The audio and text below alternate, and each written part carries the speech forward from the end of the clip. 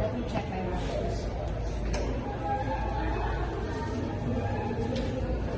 Yes, that's right, GM. Your total exam score and your missing lab reports brought your total average down to 75. Miss Chaira, 75 is just on the edge. Is there anything Gian can do to make it up for an extra credit instead? If Gian's parents see this, she's going to be grounded for the entire summer. And Miss Chaira, it's true.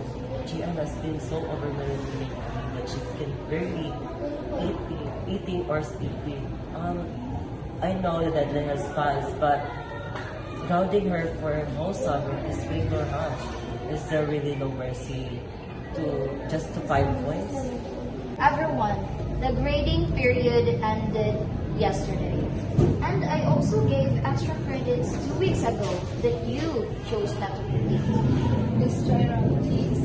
My parents are going to ground me and take my phone away to the secondary savings.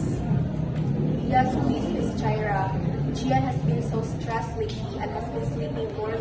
Please, just give her 5 more points. My whole summer will be completely ruined over just over 5 points. Sam, go, Sam!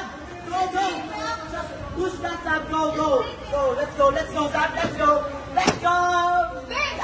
Mom?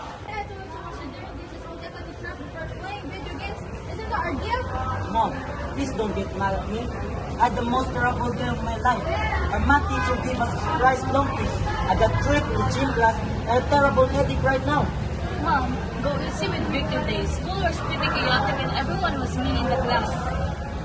Well, I'm sorry you had a tough day at school. Well, I'm sorry you had a tough day today at school.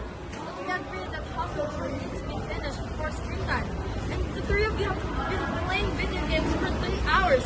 But if you made me turn off the game, Mom, my friends were gonna kick me.